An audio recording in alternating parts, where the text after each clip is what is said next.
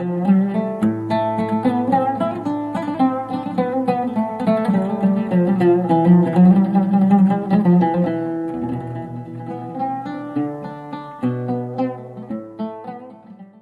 الله الرحمن الرحيم. حمد وشكر وسباس واستعجب أو خدايك فرمي شهر رمضان الذي أنزل فيه القرآن هدى للناس وبينات من الهدى والفرقان فمن شهد منكم الشهر فليصم. صلاة رحمات مهرباني خوا وسرجاني پیغمبري پیشوا صلى الله عليه وسلم كذا فرمي الصيام والقرآن يشفعان للعبد يوم القيامة. رحمتي خواش ليوا عزيزان وخوشويستان لهر جێگاکەن لەو پەڕی خۆشحاڵین کە خوای گەورە دەرفەت و تەمەن و ماوەی داین.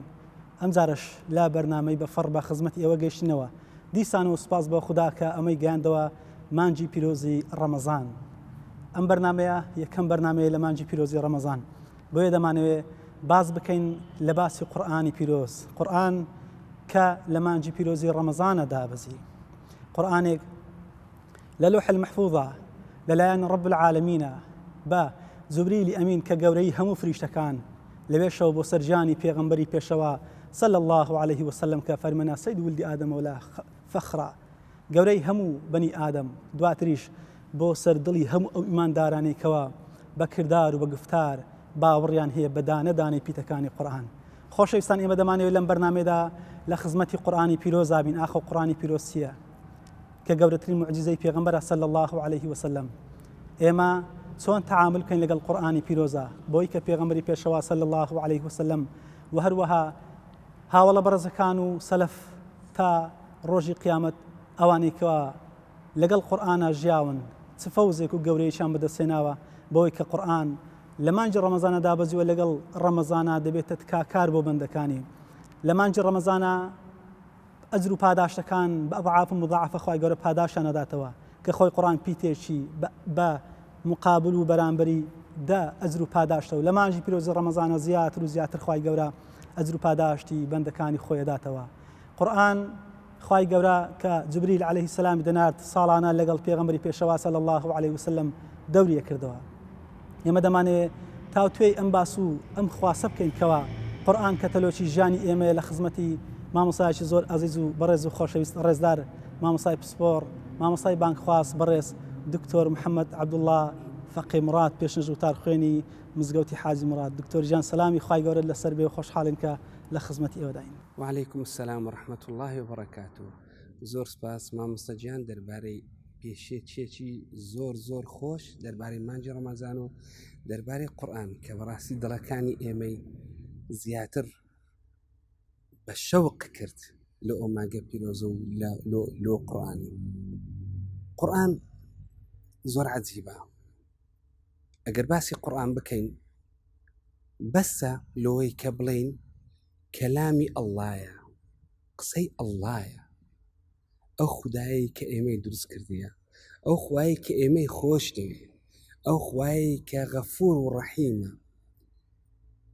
ئەو خوایی کە دەبێت لە هەموو کەسێک زیاتر خۆشمان بووێ. ئەگەر من بمەوێ یان یەکێکم خۆش بوێ حەز دەکەم جێلێ ڕابگرم، دەڵێم هەندە قسەم لۆ بکە، حەزمێ هەندە قسەم لۆ بکەی، حەزمێ گوێم لە دەنگت بی، حەزمێ گوێم لە کەلیماتەکان وشەکانت بی. ئەوش ئەڵڵایە. قورئانیش قسەی ئەڵڵایە. ئەو زاتەی کە ئەمنی دروست کردیە کە لە ناو نعمەتەکانی ئێمەی غەرق کردیە و هەروەها وعدی بە ئێمەدایە بەهەشتی بۆ ئێمە ئامادە کردیە. حەزم نەیە گوێ لە قسەکانی ڕابگرم، حەزم نەیە بزانم چی دەڵێ چی ناڵێ. قورئان یەکەم کەلیماتە کە لە ئاسمانەوە کوڕەی ئەرزی پێ تەشریف بووە، پێ ڕووناک بووتەوە. لە کوێن دەری خوای پەروەردیگار جێگایەکی هەڵبژاردیە، خەڵکانێکی هەڵبژاردیە، ئینجا لە پاشوی خەڵکانێکی تری هەڵبژاردیە کە حەزیان لە قورئانە، کە حەزیانەیە گوێیان لە قورئان بی. ئەو جێگایەکە بەخۆی ئەشکەوتێکە، ئەشکەوتی حەڕا، غار حەڕا، جێگایکی تاریکە بە شەو، بەڵام هەرکە یەکەم جێگایە کە کەلیماتەکانی ئەڵڵا بە کوڕی ئەرزی شاد بووە کەلیماتەکانی ئەڵڵا گەیشتە ئێمەی مرۆڤ لە چێن دەری لەوێن دەری لەو شەوەی بەهۆی پێغەمبەری ئێمە صلی الله عليه وسلم کاڵ بژاردەی خوای پەروەردیگار بوو بەهۆی جیبریلەوە ئیدی کە فکر بکەیەوە قسەی ئەڵڵا کە خالقی هەموو ئاسمانەکانە ئەڵڵا کە خالقی هەموو کەوکەب و ئەستێرەکانە ئەگەر گوێ لە فیزاییەکان بگرین ئەوانی ئەستێرە ناسەکان علمی فەلەک ئەگەر گوێ لەوان بگرین بە ملیارەها ئەستێرە هەیە بە ملیار یعنی هەر سەر سوڕ دەمینێ وكل في فلك يسبحون خالقی ئەو هەمووی قسەی لۆ من دەکا ئەو کەلیماتانە لە شەوەکی زۆر عەجیب خوای گەورە هەڵی بژاردیە لۆ کوڕی ئەرزی ناردیە هەتا وەکو بە ئێمە دا ڕابگەینی و ئەو سەعاتەش ئەو دەقەیەش پێویستە ئاهەنگ بجێڕدرێ هەموو ڕۆژێ ئاهەنگ بجێڕین ئێمە ئەبەو دەقەی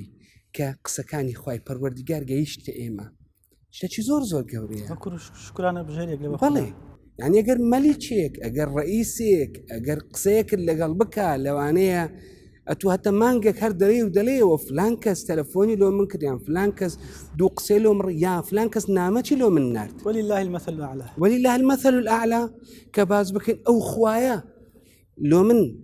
کتابێکی ڕەوانە کردیە بە کەلیمات ئەو قورئانە دوایە لە چڕ و لە چ مانجێک طبعا لە هەر کاتێک خوای پەروەردیگار ئەو کەلامی خۆی ناردبیتە سەر کوڕی ئەرزی ئەوە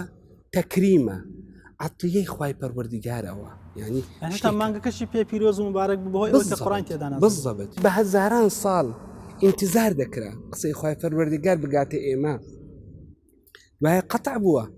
ناگاتەوە ئێمە ئللا هەتاوەکو ڕۆژی قیامەتێک کە خوای پەروەردیگار بەخۆی قسەمان لەگەڵ دەکا بەڵام ئێستا ئەوە هەیە دەبی ئێمە چۆن تەعامل لەگەر ئەو حەدەسە گەورەیە بکەین لە بینی ئەرض و ئاسمانەکان هەمووی مەخلوقن جگە لە خوددا خۆی نەبێ لەگەڵ کەلامەکەی قورئانە بەڵێ طبعا هەروەکو دای عایشە لەمان دەجێڕتەوە پێغەمبەر صلی الله عليه وسلم 6 مانگ پێش ئەوەی کە قورئانی بەسەردا دابەزی ڕؤیەی دەدیت یعنی خەونی دەدیت ئەو خەونانەی کە یەکسەر جێبەجێ دەبوو کە یەکسەر دەبینین دەبووە حەقیقەتێک ئەوە ڕؤیەیە ئی پێغەمبەرانە 6 مانگ ئەوە وحیە لۆ ئەوەی حازر بی جبریل هاتەکنی لەو ئەشکەوتە تاریکەی یەکسەر پێغەمبەری صلی الله عليه وسلم لە باوشەیە کرد ئیقرأ ما أنا بقارئ پێغەمبەر صلی الله عليه وسلم دەفەرمێ ئەمنی ئەوها گوشی ما أنا بقارئ دیسان بەریدا سێ جار ئەوە ئەو سێم جار اقرأ باسم ربك الذي خلق الإنسان من علق اقرأ وربك الأكرم الذي علم بالقلم علم الإنسان ما لم يعلم بداية أو كلماتاني كلا الله لو كري أرزيهات بهوي جبريل أما همو دزانين لما نجي رمزانيش قرآن بكاملي هاجتا لوح المحفوظ هاجتا سماء العزي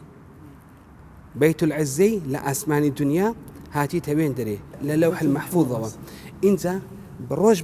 بجوري حدث لو بيغمبري هاجتا خواري صلى الله عليه وسلم بس بدايتك كم زار كلو بيغمبري هاجتا خواري صلى الله عليه وسلم لا مشرف ولا مانجي رمضانش لكن خوای پەروەردیگار مانجێکی زۆر پیرۆزە ئەو شەوەش کە دابەزیە شەوێکی زۆر پیرۆزە لێ دەبینین ئەگەر تەمەشا بکەین لە قورئان کو باسی ئەو شەوانەمان لۆ دەکا یاخود باسی ئەو حەدەثەمان لۆ دەکا لە قورئان ايش حدثەکەی دکتۆر جان کەواتە ئێمە ئومەی ئیقرائین بەڵێ کە یەکەم ئاەت بە ئیقرا دابەزیوە و هەتا وەکو ئەگەر ئێمە ئێحتیمام بدەینی ئیقرایی ئیقرائەکە پێمان دەڵێ کە ئەڵڵا هەیە ئیقرائەکە پێمان دەڵێ کە ئەو قورئانە ئیلا دەبی لەلایەن ئەڵڵاوە دابەزی بی ئەوە قسەی بەشەر قسەی کەسکە نییە لا ڕەیبە فیه هودە للمتەقین لە سێ ئاەتان خوای پەروەردیگار بلۆمان باز دەکا کە لە قورئان باسی نازلی قورئان نزولی قورئان دەکەن دفرمي شهر رمضان الذي أنزل فيه القرآن هدى للناس يعني تكريم لنا هەر 12 مانگ خوای پەروەردگار مانجی ڕەمەزانی هەڵبژاردیە شەرەفە چی دایتە مانجی ڕەمەزانێ بزانە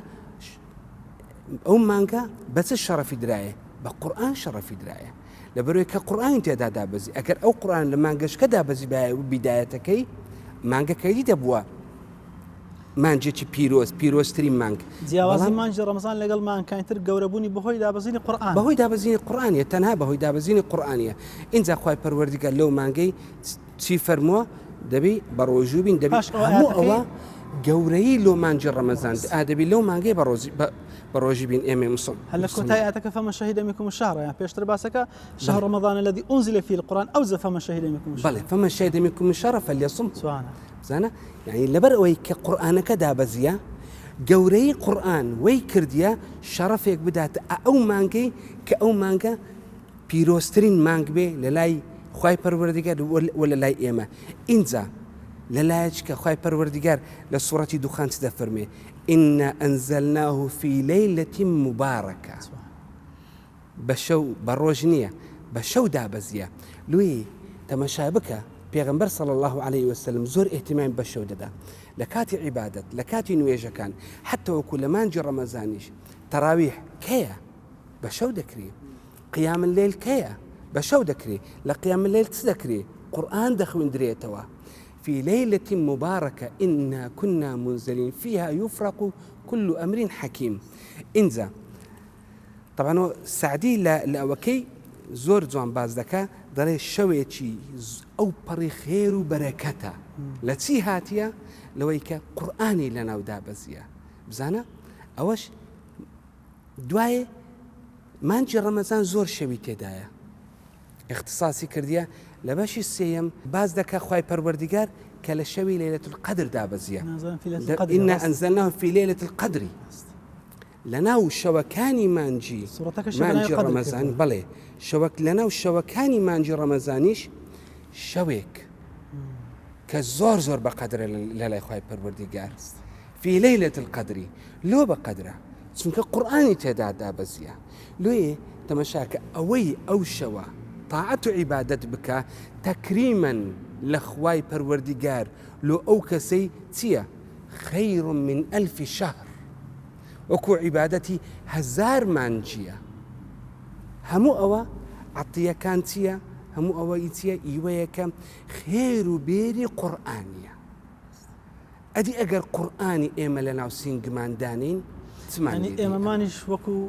چۆن کە خوای گەورە ئەو مانگەی ئەوە بەرز کردو بە نازلبوونی قورئان ئێمەش دەتوانین وەکو مرۆڤ خۆمان ئاوا ڕێزدار و بەڕێزکەین لەگەڵ ئاوێتە بوونمان بە قورئان بەڵێ بالضبط ئەوەیە خوای گەورە پێمان دەڵێ بە عەمەلی پێمان دەڵێ و پێغەمبەریش صلی الله عليه وسلم ئەگەر تەماشای ژیانی پێغەمبەری بکەی صلی الله عليه وسلم هەمووی بەرجەستەی ئەو مانایەمان لۆ دەکات تعاملی پێغەمبەری خوا صلی الله عليه وسلم کە ئەوەلاً قورئان لەبە ئەو دابەزیوە بەڵێ چۆن تعاملی لەگەڵ قورئان کردووە زين لما جاء رمضان شلون تعاملي كردين في صلى الله عليه وسلم كان قرآن يمشي بين الناس ده عايشة لما دجرتوا كان خلقه القرآن همو أخلاقي بيغمبري خوروشتي بيغمبري صلى الله عليه وسلم تبو قرآن يبوا لو يبويت محمد صلى الله عليه وسلم لو يتمشاك هر صحابك جوري صحابك بتيا بأويك قرآني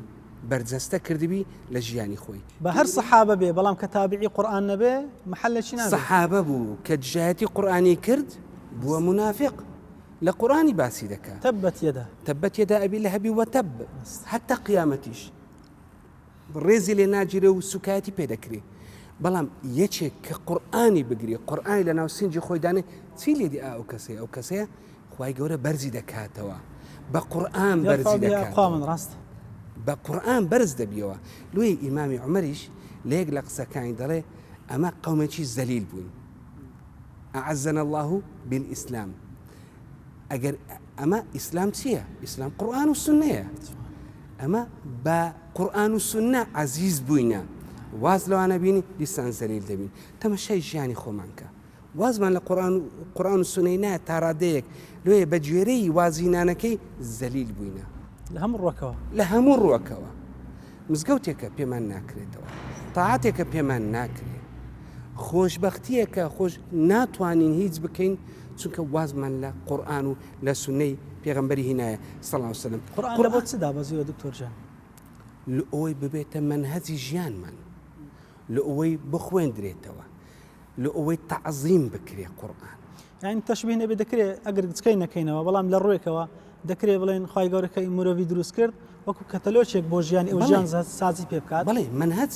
ڕێباز کەتەلۆچی ژیانە قورآن. ئەگەر تەماشای پێغەمبەری بکەن صلی الله علیه وسلم لە مانجی ڕەمەزان چی دەکرد؟ مانجی ڕەمەزان هەموو ساڵێک جبریل دەهات مدارەسەی پێغەمبەری دەکرد. لە مانگەکانیکی خۆی دراسەتی دەکرد بەس لە ڕەمەزان ئەو دەهات جبریل دەهات جبریل دەهات و کەی دەهات. ئەوە دەڵێ ئیبن ڕەجەب دەڵێ لە شەوەکان لێ لە شەوەکان لە قیام اللەیل لە تەراویح لەوانە پێغەمبەر صلی الله علیه وسلم مدارەسەی قورئان دەکرد جبریلی لەگەڵ بوو بە شەو بە ڕۆژنا. لێ استحباب ئەوەیە کە بە شەو دانیشی مدارەسەی قورئانی بکەی. لێ پێغەمبەر صلی الله علیه وسلم چمان پێ دەفەرمێ من قام رمضان إيمانا واحتسابا غفر له ما تقدم من ذنبه. قام رمضان يعني يعني صلاة القيام كرت، يعني أوي تراويح الشونويش بكى لمانجي رمضان تراويح الشونويش تي تدا دخوينيوا قرآن قبولني قرآن تدا دخويني وزوريش تدا دخوينيوا تنكو دو ركعات نية. غفر لهم إيمانا واحتسابا. إيمانا واحتسابا يعني إيمانا بتي أو قرآن كلام رب العالمين. بس البيغمبر صلى الله عليه وسلم دابزية لو إيما مسلمان كدبي إيما تيبقين كدبي إيما بكين منهج جياني خومن أوي إيمانا واحتسابا أمن داد نشم نوجه كيدا كم أو عند القرآن يدخين موا احتساب دا كم خواي قورة أزرو بهداش تمنتو دوي. غفر له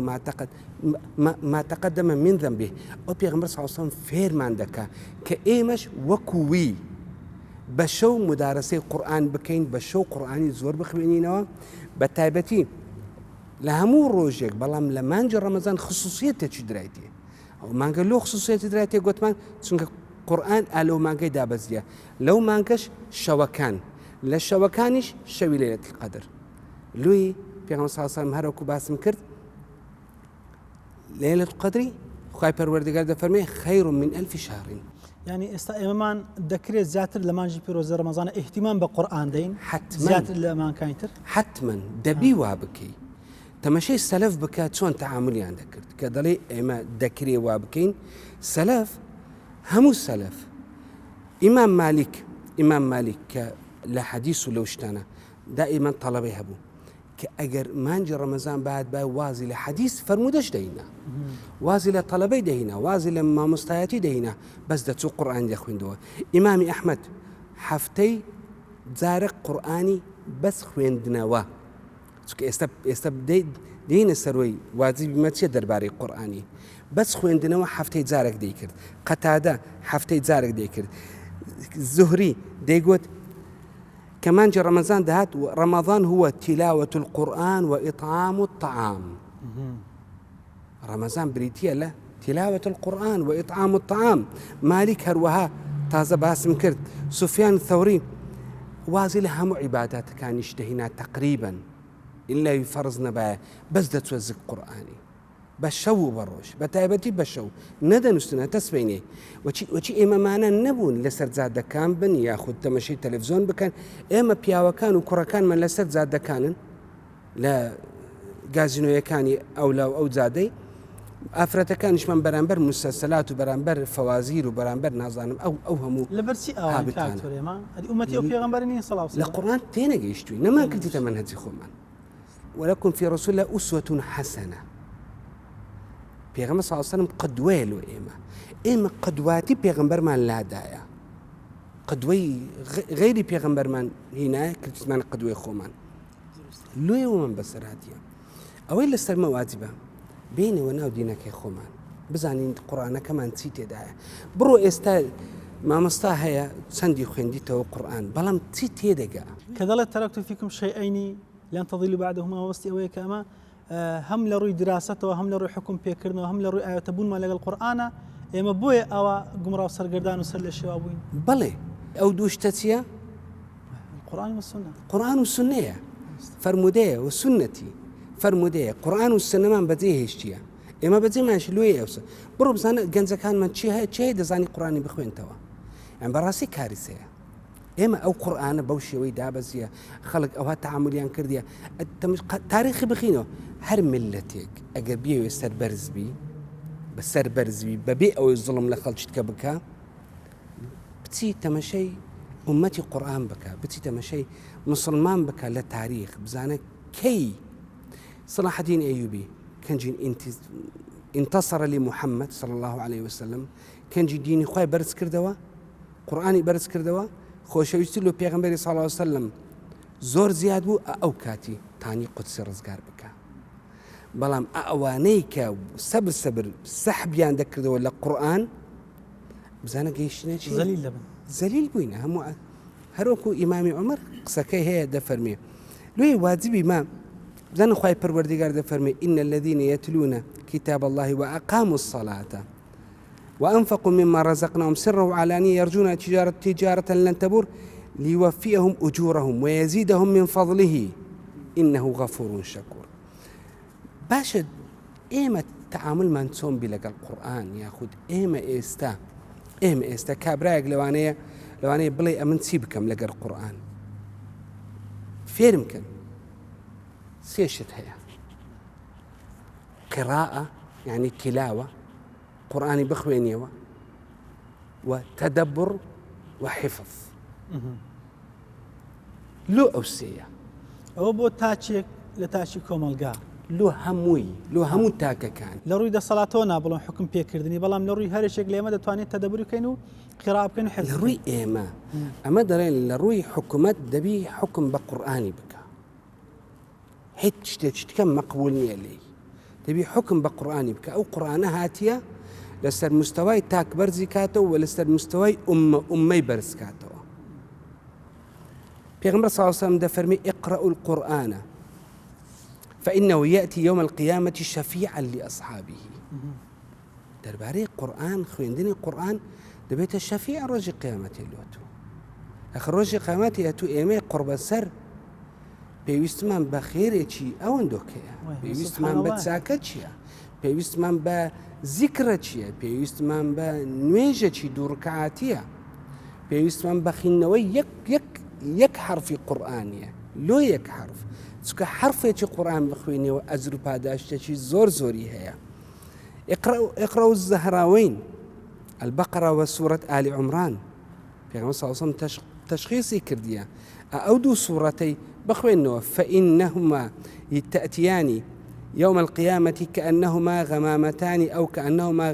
غيايتان أو كأنهما فرقان من طير صواف تحاجان عن أصحابهما دي لسرد سيبريك دروز دكا دي شفاعات اللي دخواز روج قيامت اقرأوا سورة البقرة فإن أخذها بركة وتركها حسرة ولا تستطيعها البطلة بطلة يعني سحر دمي بساري أوكم دكتور جان فضلي آية كان وفضلي قرآن خويندنا كان قرآن خواهي قولة فرمي وننزل من القرآن ما هو شفاء ورحمة للمؤمنين بسيارة كم لروي طبية ودي كم بون منك برسامكو بروفيسور لا تندرستيو أخو أما دزاين لروي درونية علاجي زور شتكا دكري بلين قرآن كخوا فرمي فيه شفاء يعني وننزل من القرآن ما هو شفاء ورحمة للمؤمنين أو شفاء لروي جستي شو بيوت الشفاء لبو إيمان دار دزاني أجر أتو قرآن لسر آويك بخيوني آوي تكاني آوكي هم دقوري يعني تسون دبيت علاج بون منها دقوري هم آوي تكاني دقوري هم تسبيح خواي پروردگار دكا آوي چي بينا آو با مايكروسكوبي تماشاي بكا كاتيك قرآني لو دخواني خلايا كاني الركخة خلايا كاني عجيب نوعاش كده دقوري كصفحة حتى بينجيش أو بي هم يركك كواتا جسمي ما بيوسي بري خستنا ضل كاني ما بيوسي بري خستنا في غمصة صلى الله عليه وسلم أدينا فرمي لنا ولا شيء إنساني مضخك هيا أجر أو تساق بهم ولا شيء تساق دبي أجر خراب بهم ولا كم ولا شك خراب دبي أو تسي أو الضلا إنزا هدايته خوشي وناخوشي هموشتك لدز ضليا أجر أو ضلا بە قورئان و ڕۆناک بکرێتەوە هەموو لاشەکە ڕۆناک دەبتەوە، هەموو لاشەکە سەبری دەبی، هەموو لاشەکە خۆشگوزەرانی دەبی. قورئان شیفایە، بڕۆ قورئانی لەسەر یەکێک بخوێنەوە، ئەو هەموو علم و بەحوسات ئەوەی ئیسپات کردیە. قورئانی لەسەر یەکێک بخوێنەوە ئیطمئینان دەیگری، ئارام دەبی، ئیسراحەت دەکا، لە نەخۆشیە نەفسیەکان دوور دەبی، لە نەخۆشیە جەستەییەکان. حتى هەندێک بحوثات کرا دەڵێ زۆرێک لە سەرەتان بە خوێندنەوەی قورئان لەسەر یاخود بە گوێدانەوەی قورئانی ئەوانەش هەمووی چاک دەبی و بەس بەڵام ئەوانە زۆربیان هەر لە لێکۆڵینەوەنە. بەڵام شتێکی زۆر زۆر لەو بارەیە هەیە. بە قورئان سەحەتشمان خۆش دەبی، بە قورئان فکریشمان خۆش دەبی، بە قورئان دڵەکانمان کە دڵ ئارام بوو لاشەش تابعی ئەو دەبێ. هەموو پارچەکانی لەشمان تابعی دڵیە بە حەدیسی پێغەمبەری صلی الله علیه وسلم و بە ئەوەش بە دیارە. ئەگەر یەکێک دڵی مرتاح بوو ئیدی تەواو. زۆر جار دەڵێن ئەگە ئێرە ساف بوو کەم تووشی نەخۆشی دەبی. کە دەڵێن ئێرە یعنی دڵ، یعنی قورئان خواردنی ڕۆحە، ڕۆحی پێ ئارام دەبی، کە ڕۆحیش ئارام بوو جەستەش تابعی ئەو دەبێت. بەڵێ پێغەمبەری خوا دەفەرمێ صلى الله عليه وسلم الصيام والقرآن ها پێکۆ دەهێنێ يشفعان للعبد يوم القيامة. لۆ ئەوە ڕەبتی کردووە بێکەوە چونکە لە مانجی ڕەمەزانە هەردووچی ماشاءالله هەردووش لە مانجی ڕەمەزان دێتە بەر. بە ڕۆژ سیام شەو قورئان، شەو ڕۆژ سیام والقورئان زانە ئەو 24 ساعتە بوویتە دوو بەش، بەشێکی ئەتوو بە ڕۆژی دەبی، بەشێکی قورئان تێدا دەخینی. ئەوە پێکەوە یەشفعانی للعبدی، چونکە هەردوو چیان لە مانجی ڕەمەزانە دەتوانین ڕۆژەکان کەش بە ڕۆژی، بەڵام فەزلی مانجی ڕەمەزان ئەوە جودایە. ئەو شەفاعەتە یعنی ڕێک ئازادمان دەکات لە ئاگر، ڕێک ئازادمان دەکات لە ئاگر. پێغەمبەر صلی الله علیه وسلم لە زۆر جێگایان باسی کردیە. ئەدیوە ناڵێ یەشفعان شەفاعەت چی؟ یعنی شەفاعەت چییە؟ یعنی کابرا ئەگەر جێگای جەهەنەم بی شەفیعەکەت دەچی لە خوای پەروەردگار دەپاڕێتەوە، ئەمنی خوێندووە زۆر لەگەڵ ماندی بووە، یەکسەر لە جەهەنەم دەری دێنی، حتى گەر ئەهلی بەهەشتیش بی جێگای بەرز دەکاتەوە. خوا دەفەرمێ قورئان تبیانە لكل شيء بەردەوەی دکتۆر جان. بەڵێ یعنی ئەمە دەتوانین هەموو شتێک لە قورئانەوە دەستبێنین، هەموو شتێک لە قورئانەوە بەدەستبێنی، هەر هەموو شتێک، هەموو ڕێیەکەت پیشان دەدا. شەرت نییە زۆر بە تەفسیلی پیشان دەدا، بەڵام ڕێگاکەت پیشان دەدا. پێت دەڵێ ڕێگاکەت پێ دەڵێ، پێت دەڵێ ئیطاعی پێغەمبەری بکە صلی الله علیه وسلم، پێت دەڵێ فلان شتی بکە، پێت دەڵێ چۆن تاعاتی دەکەی. هەندێشت هەیە پێغەمبەر صلی الله علیه وسلم بە حەدیثەکانی لۆمان ڕوون دەکات و قورئانمان لۆ تەفسیر دەکات. كان قرآنا يمشي بين الناس وتفسير القرآن شمان لو دكا بيغمبر صلى الله عليه وسلم لو من تبيان دكا لخواي پروردگار بيمان دفرمي نويش باشا نويجي كوبكين تسان ركعات ولا شي باس كرا بيغمبر صلى الله عليه وسلم قرآنش رين ما إيمان دكا وما آتاكم الرسول فخذوه وما نهاكم عنه فانتهوا. وي هندش تي أجر خواهی گەورەش حرامی نەکرد، پێغەمبەر صلی الله علیه وسلم حرامی کردبی، ئەوە شەر ئەوەیە. لە ڕووی حکمەوە ئەگەر حکمەکە با بڵێن حکم بە قورئان نەکا، ئەو کاتە ئێمەمان تێیدا گونەحبار دەبین، هێندی ئەحکام هەیە کە جێبەجێ ناکرێ. لەبەرەوەی دەسەڵات حکم بە قورئان ناکا. بۆ نمونە ئێمنیش عاشقی قورئانم، حەز دەکەم قورئان سەروەربێ، بەڵام چ بکەم کە قورئان حکم دەبی لێی هەوڵ دەی. پێغەمبەر صلی الله علیه وسلم ئەدی نافەرمێ ئەگەر یەکێک منکەرێکی دیت بەدەستی، ئەگەر نابی لیسانی، ئەگەر نابی قەلبی، فذلك أضعف الإيمان. ئەمن محاولە دەکەم چاچی کەم بەدەستم بە قووەت، ئەگەر ئەوم پێ نەکرا بە قسە محاولە دەکەم، ئەگەر بە قسەش هەر نەبوو دەبی پێم ناخۆش بی. ئەگەر پێم ناخۆش نەبی یعنی ئەمن ئیمانم نییە. جەدوەلمان لە بۆ دابنێ دکتۆر جان، جدولی ژیانی خۆتنا لەبەرەوەی ماشەڵڵا تو زۆر مەشغوڵی هەم بە نۆرینگە و هەمیش بە عەمەلیات و بابەتانە، بەڵام ئێمەمان وەکو موسڵمان جدوەلمان چ بێ لەبەرەوەی ڕۆژانە دەوری قورئان بکەینەوە تا بتوانین هەم زۆرترین ختم بکەین و هەمیش بە تەدەبرەوە بێ. پێشەوەی بینە سەروەی یەک ئاەت هەیە زۆر خۆشە، دەفەرمێ خوای پەروەردگار الله نزل أحسن الحديث أحسن صيغة تفضيل مبالغة تفضيل أحسن الحديث باشترين خوشترين نايابترين مباركترين ريكترين قفتار قرآن إنزا كتابا متشابها مثاني تقشعر منه جلود الذين يخشون ربهم ثم تلين جلودهم وقلوبهم إلى ذكر الله سبحان الله وصفة زور عجيبة لو قرآني أحسن الحديث برو تمشي قرآني بكى دمق لقر قرآني بيجي بزانت سون قرآن كاري بسر دلدادي تقول كلام رب العالمين أحسن الحديث ليش قاي قبل للسورة كهفة كما تفرمي الحمد لله الذي أنزل على عبده الكتاب بس باز دس بدك دبي ام سباس وخاب كاين كقرآني لسر بندي منتك اليوم خواهي قول منتي لسر مدك كقرآن لوما نازل كردية تسون قرآن أحسن الحديث قرآن كلام الله السلوي هميانه وراس كلام الله اگر تو بتوي جي لخواي پروردگار بگري برو قرآني بخينو اگر بتوي قصي لقل خواي پروردگار بكي برو نويشي بكا ادي قال لنا نويش كي قرآنيش بخويني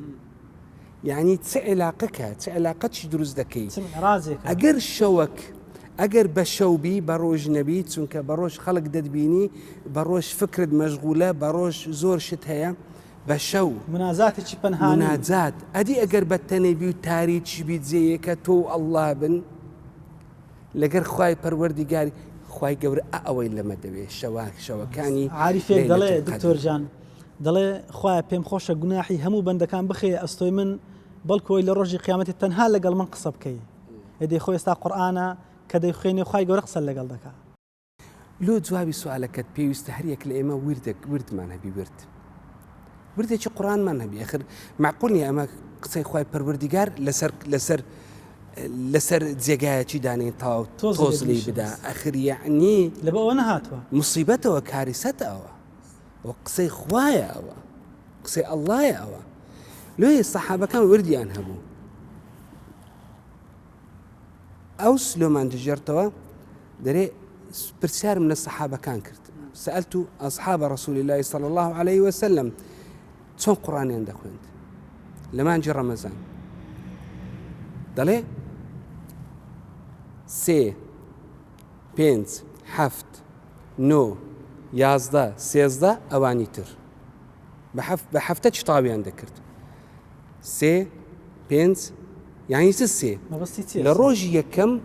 سي صورتي يكم ها قال لك زورا سورة بقرة سورة آل عمران سورة نساء لروج يكم سي لروجي دوم بين سورة باشتر او برنامج رجي اوان بو برنامج رجي الصحابة وتابعين بون الحمد لله اللي دربينا او هيت لروجي يكم كدتوي دز بقرآن بكي سي سورة كاني اولي بقرة وآل عمران ونساء لروجي دوم بين سورة باشي نساء لروجي سيم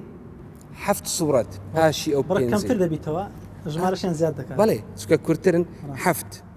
لروجي تارم نو صورتكي باشتر لروجي بينزم يازده صورتكي باشتر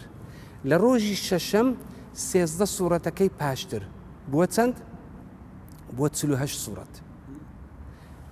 جيشنا چين در صورة قاف لروجي حفتم لقافة ودس بيكا سيدز وهندك دخيني وطاو اوان صحابة كان دابش عندك او درباري خويندنوي قرآني او بس لو ختم لو تلاوة خويندنوه كوش بخينيوه نك وشي زردي نا خويندنا چي بتأني براوستان پیغمبر صلى الله عليه وسلم هر زارش آياته چي بخين باول سري آياتك راد وستا